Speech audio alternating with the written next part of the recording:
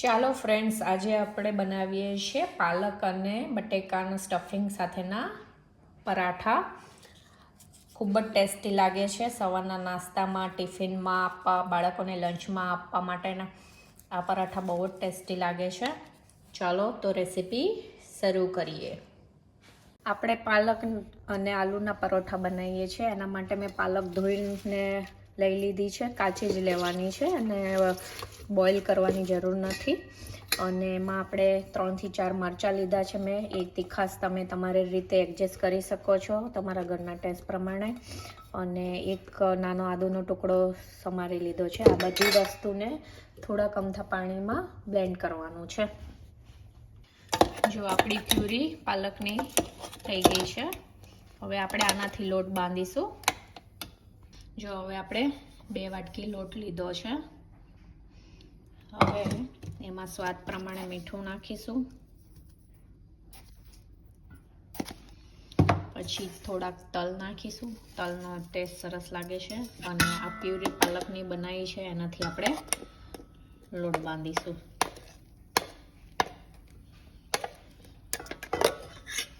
જરૂર પડશે તો જ પાણીનો ઉપયોગ કરશું, નહીંતર આનાથી જ આપણે લોટ બાંધી દઈશું.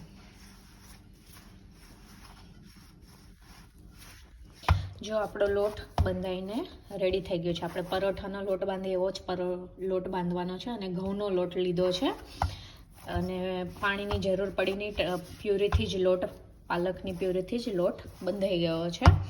હવે આપણે એને 5 મિનિટ સાઈડમાં રાખી દઈએ ઢાંકીને. ત્યાં સુધી આપણે એનો ફિલિંગ મસાલો રેડી કરીએ આપણે. અને પાલકના પરાઠામાં આપણે બટેકાનો મસાલો સ્ટફ કરીશું. એના માટે મેં 3 થી 4 બટેકાને બાફી લીધા છે અને મેશ કરી લીધા છે.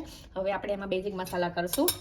એના માટે આપણે 1 ચમચી ધાણા જીરું પાવડર મૂકશું, 1 ચમચી જેટલું, અડધી ચમચી જેટલું લાલ મરચું, થોડુંક સંચર પાવડર મૂકશું, અડધી ચમચી જેટલો ચાટ મસાલો મૂકશું.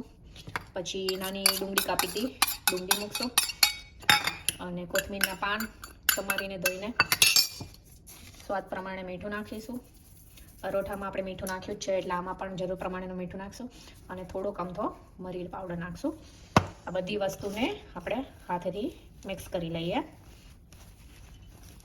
જો આપણો મસાલો હવે પરાઠા માટે સ્ટફ કરવા માટે રેડી છે. જો હવે આપણે લોટમાંથી એક લુયો લઈશું અને કોરા લોટમાં કરી અને એક પરાઠો વણી લઈશું.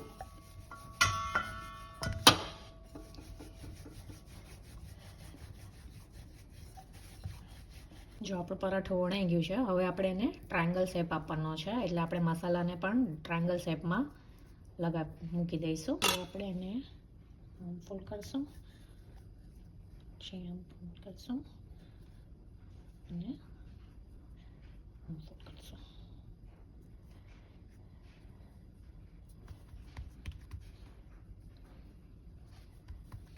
જો સ્ટફિંગ અંદર ભરાઈ ગયું છે. હવે થોડોક અમથો કોરો લોટ લઈ અને પરાઠાને સહેજ બધી બાજુથી સ્ટ્રેચ કરી લઈશું, જેથી કરી સ્ટફિંગ બધી જગ્યાએ સરખી રીતે સ્પ્રેડ થઈ જાય.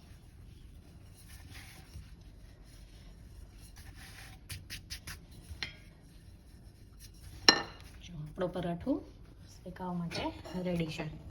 લીટી ગરમ થઈ ગઈ છે. તમે આ પરાઠાને ઘીમાં શેકી શકો, બટરમાં શેકી શકો, તેલમાં શેકી શકો. એ તમારે જે રીતે યુઝ કરવું હોય એ રીતે. અને આ પરાઠું ખૂબ જ ટેસ્ટ. આપણું પરાઠું શેકાઈ ગયું છે. હું ઘીમાં શેકું છું, એટલે હવે આપણે એમાં ઘી લગાવી દઈએ અને બીજી બાજુ બી આપણે થોડું ઘી લગાવી દઈએ.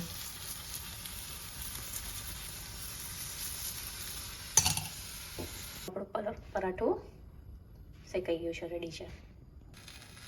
જો આપણે આ બીજું પરાઠું આપણું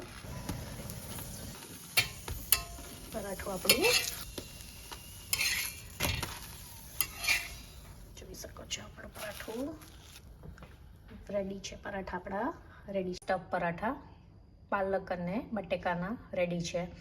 જો તમને મારી રેસીપી ગમી હોય તો please like, share and subscribe my channel for more recipe video.